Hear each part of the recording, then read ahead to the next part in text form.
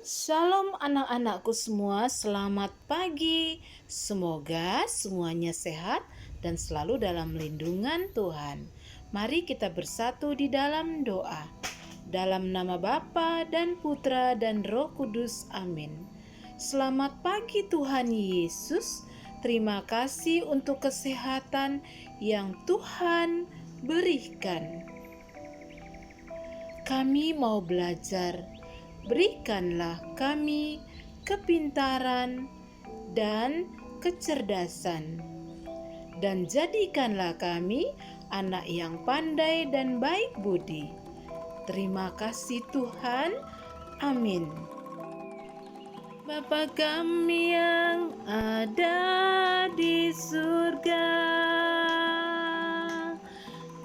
dimuliakanlah namamu, datanglah kerajaanmu, jadilah kehendakmu di bumi seperti di dalam surga.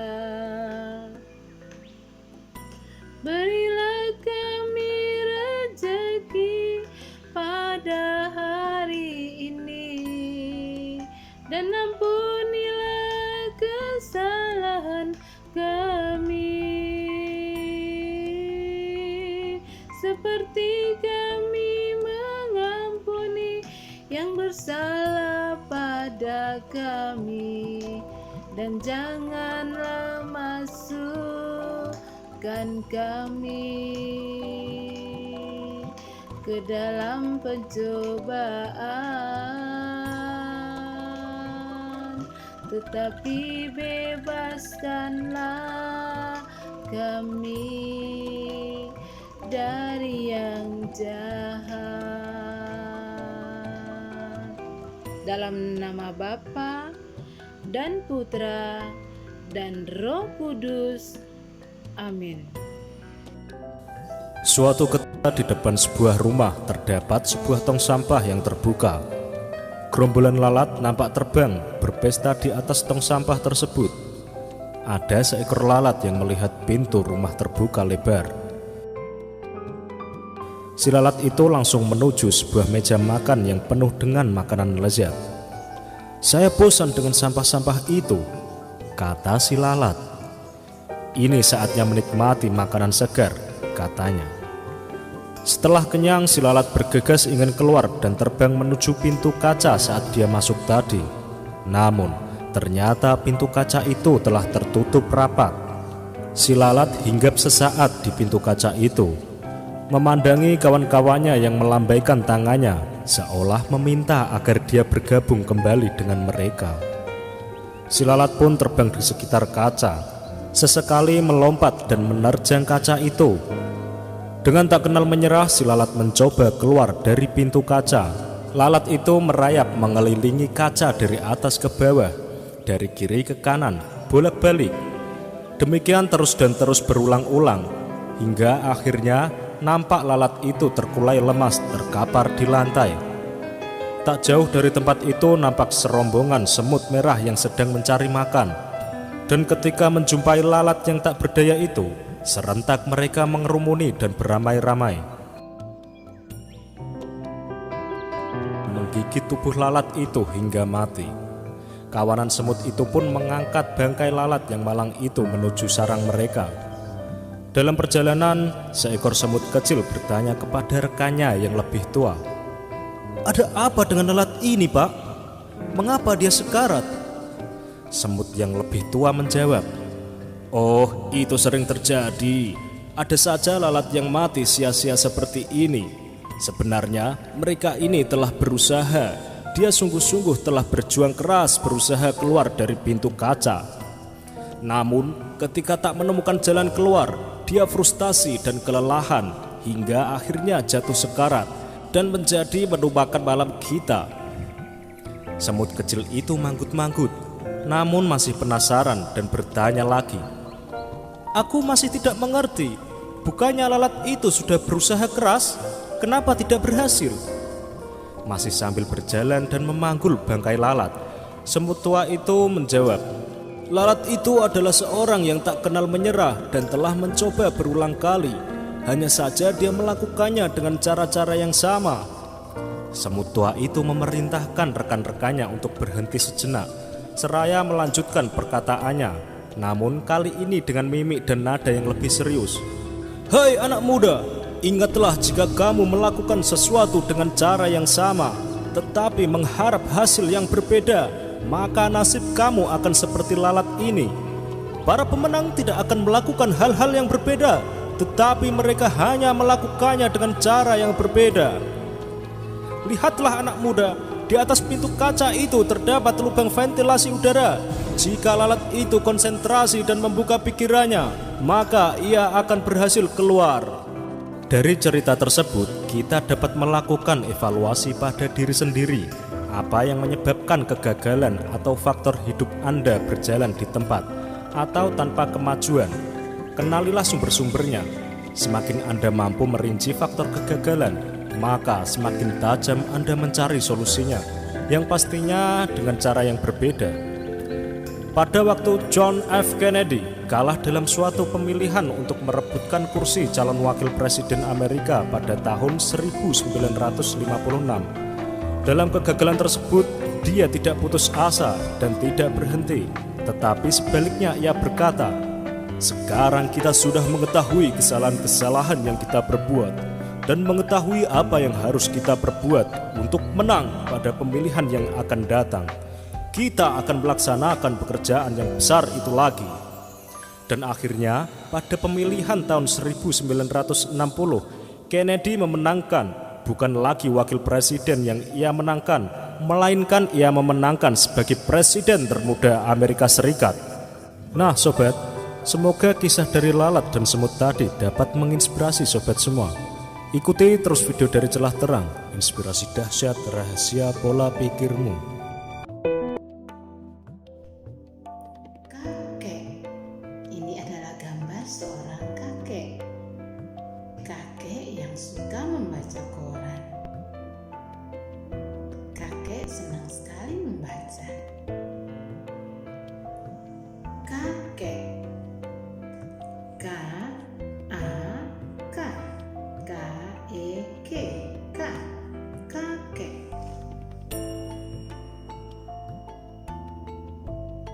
Kakek beli koran di pasar. Kakek suka baca koran. Kakek baca koran baru. Kakek minum kopi. Kakek lagi santai. Nah, anak-anak, Ibu percaya kalian sudah mengenal huruf dengan baik. Yuk kita ulangi bacaan bersama-sama. Kakek. Kakek beli koran di pasar.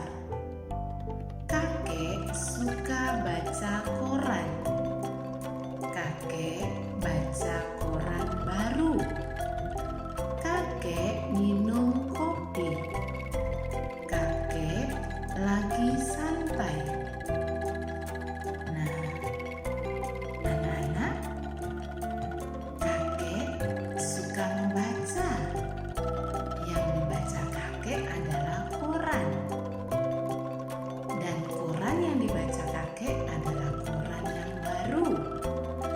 Dan koran yang baru itu dibeli kakek di pasar. Lalu kapan kakek membaca koran itu? Pada saat kakek lagi santai.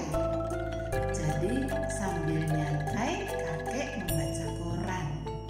Kakek ingin mendapat hikmat pengetahuan, dan dengan membaca kakek terus melatih hikmat di dalam akal budi dan otaknya sehingga tidak cepat pikun. Nah, kakek dan nenek yang rajin membaca, tentu mereka tidak cepat pikun. Makanya anak-anak juga harus rajin membaca sehingga otak kita terus beraktivitas dan sel sel saraf tetap bergerak hidup, sehingga otak kita akan semakin cerdas. Anak-anak yang rajin membaca adalah anak-anak yang pandai dan juga anak-anak yang banyak merekam hikmat pengetahuan. Karena dengan membaca ada banyak hal yang bisa diterima oleh otak, dan pada saat otak menerima, maka otak itu akan berpikir dan menyimpan berbagai macam hal. Jadi semakin banyak orang membaca, pasti ada yang terlupa, tetapi ada tetap yang disegarkan. Bila kita tidak pernah membaca, maka banyak hal yang semakin terlupakan, sehingga lebih cepat pikun. Nah, supaya kita tidak cepat pikun, rajin-rajinlah membaca seperti kakek. Nah, kakek ini mungkin dari mudanya atau dari masa kecilnya suka membaca, sehingga sampai tua dia tetap suka membaca. Karena dengan membaca dia mendapat banyak hal dan tetap mengaktifkan akal budi dan pikirannya. Oke anak-anak, selesai membaca, anak-anak boleh menyalin untuk melatih jari jemari untuk semakin lentur menuliskan bulatan-bulatan yang dapat dibaca dalam bentuk rangkaian huruf dan kata. Hari itu, keluarga ayam sedang bermain-main di luar kandang. Tiba-tiba datang seekor elang yang sedang kelaparan. Burung elang itu turun dan menginjak tanah. Ia ingin menangkap anak ayam untuk menjadi santapannya. Namun, ayam-ayam dewasa dan induk ayam mereka berjaga dan mengelilingi anak ayam, sehingga burung elang sangat sulit untuk menangkap anak ayam.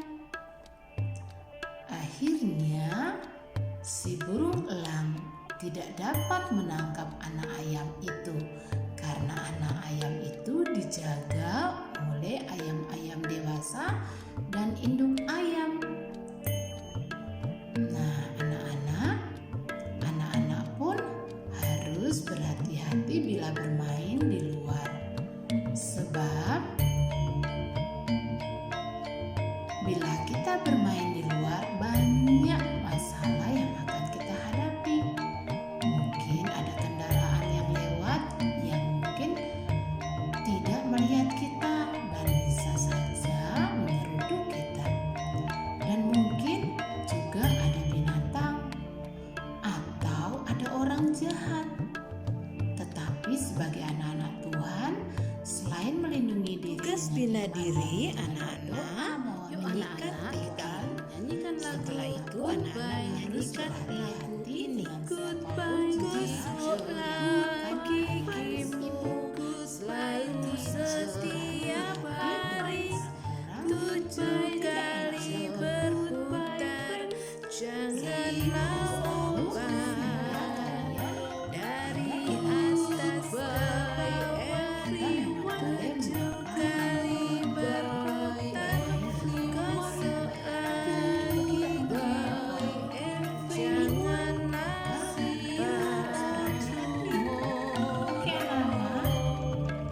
Bye-bye friend, bye-bye teacher, God bless you. dan mau menjaga diri. Mari anak-anak untuk mengakhiri pembelajaran kita hari ini, kita akan menutupnya dengan berdoa. Dalam nama Bapa dan Putra dan Roh Kudus. Amin. Terima kasih Tuhan Yesus, kami sudah bermain dan belajar dengan gembira. Jagailah dan lindungilah kami ya Tuhan dari segala yang jahat. Banyak buahnya, Salam Maria penuh segala rahmat, banyak Tuhan buahnya. sertamu. Terpujilah engkau di antara wanita dan terpujilah buah ayammu Yesus.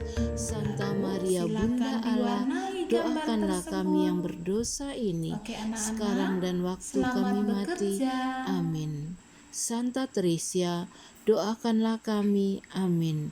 Dalam nama Bapa dan Putra dan Roh Kudus. Amin.